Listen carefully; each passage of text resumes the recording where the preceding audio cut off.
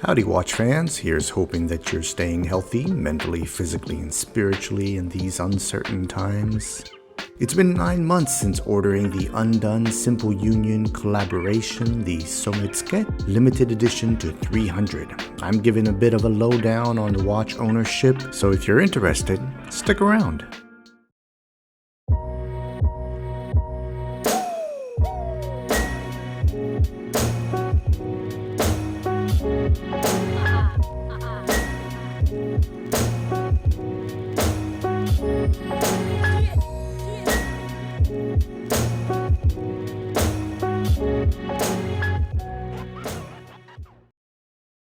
So way back on April 26, 2021, I received a prompt email from the Undone team about the Undone and Simple Union collaboration called the Sometsuke, limited to 300 pieces and featuring the Chinese character Kali dial similar to the Mu2 bronze, done in unique white and cobalt enamel painted dial and kintsugi inspired aesthetic.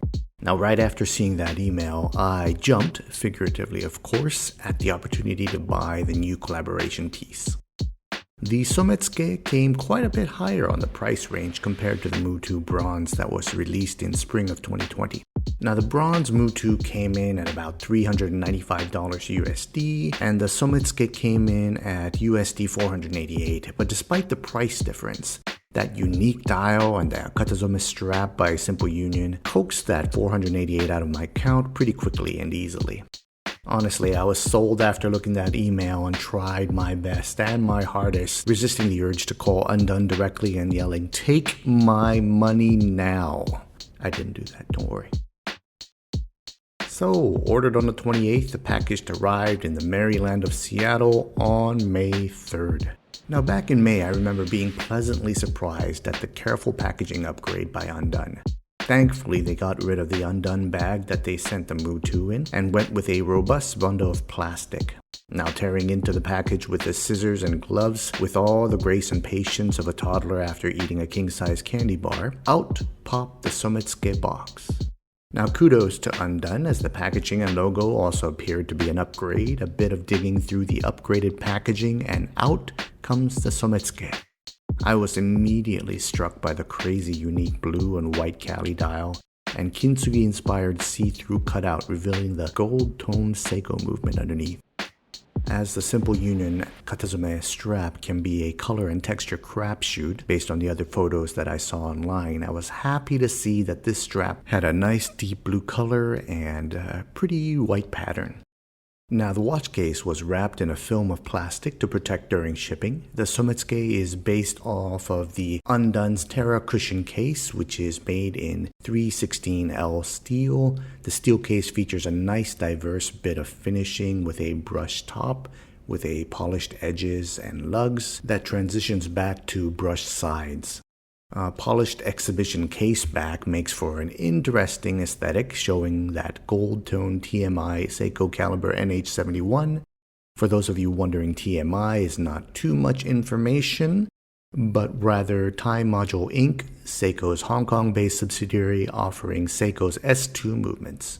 My watch was number 057 out of 300, which is painted on the display case back right under the Simple Union logo.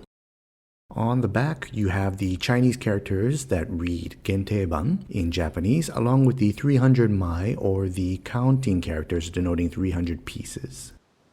So, in terms of the basic dimensions, the watch measures about 36.5 millimeters north to south, 37 millimeters wide, and 40.5 millimeters with the crown.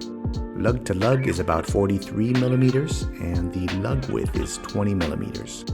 Overall thickness for the watch is about 12.8 millimeters, making it a pretty comfortable wear.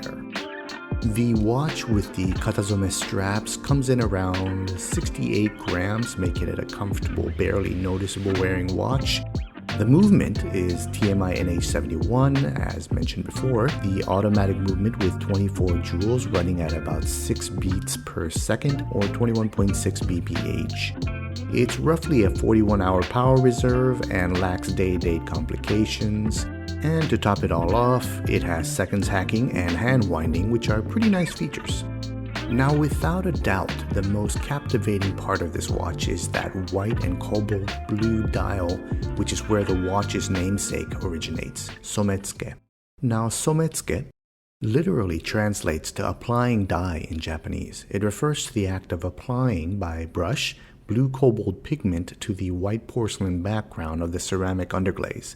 Now, if you watch the Undone promo video, you will note that they make reference to a region of Japan called Arita. Arita is a town in Saga Prefecture on the island of Kyushu, and long regarded as the birthplace of Japanese porcelain 400 years ago.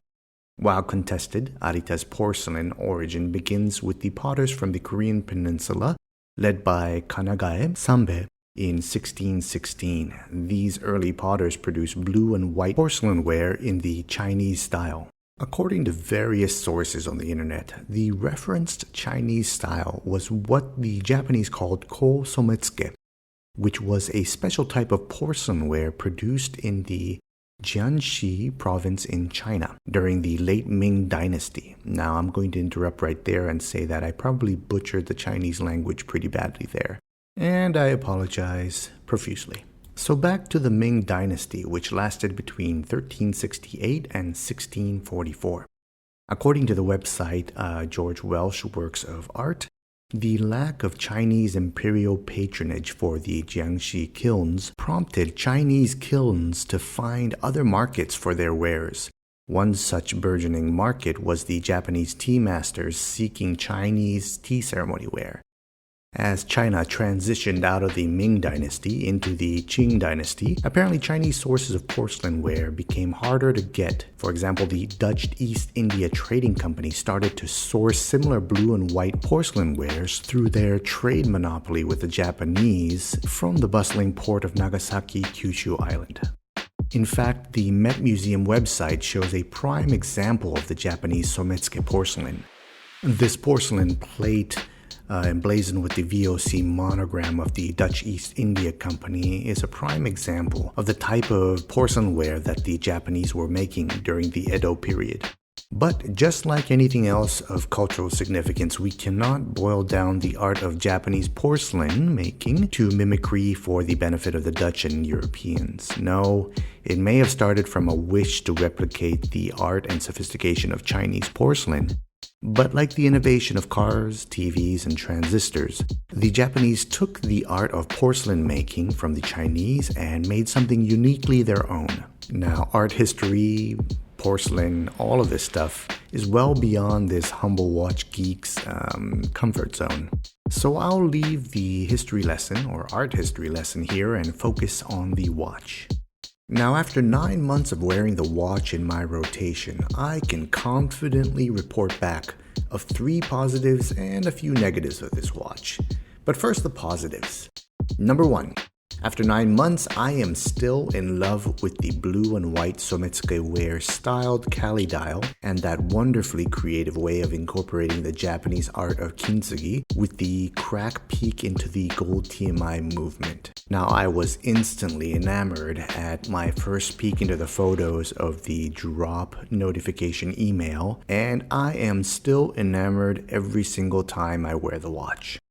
And number 2, it's the simple union leather back straps using repurposed 150-year-old katazume cloth. It is ridiculously cool, but seems to hold up nicely even after daily wear. Granted, the straps come off during the dead of summer and sweat and doesn't come within 3 feet of a sink, but it's held up nicely every time I bring it out of the watch box. And of course, I can't complain about the functional quick release. And number 3. It's the NH71. While nothing to write home about mechanically, it's been a good workhorse movement with reliable performance combined with a screw-down crown and manual hand-winding option. Man, it makes for a really nice watch. And now we come to my 3 gripes about the watch. Now, gripe number 1, it's actually about the movement. That NH71, while it has been reliable and aesthetically pleasing, it came out of the box running 17 seconds quick. I'm still not as comfortable, in regulating movements, especially on watches that I like and enjoy, so I have not opened up the case back. I guess technically the watch is running at manufacturing tolerance because it's running within -20 and +40. And gripe number 2. I really wish Undone etches the limited edition number onto the case and leaves the exhibition case back clear of logos and numbering. I like the logos. I think the Simple Union logo is quite interesting, but it sits smack dab in the middle of the exhibition case back, which kind of doesn't make sense. I mean, why have an exhibition case back if you're going to plaster logos all over it so you have a little bit of a difficult time looking at the movement? And gripe number 3. Given the fact that most people don't want to screw up their katazome straps, I wish Undone threw in a summer or water-resistant strap for the USD 488 price tag. Let's be honest, the NH71 is a value movement, and the Terra Watch aren't too spendy, so it might have been a nice bonus for the Undone dedicated fans to get an alt strap for those of us that don't want to soak through 150-year-old textile in the middle of summer or in the Seattle rain. So there you have it, watch fans, my 9-month check-in on the Undone Simple Union Sometsuke watch. After a bit of time in the rotation, it's still a keeper and a favorite. Well, thank you again for taking time to watch this Watch Noobs Obscure video. If you have a moment, can you hit that like button or subscribe button? This is really just a labor of love, and it's nice to get a little feedback from people that found the video useful.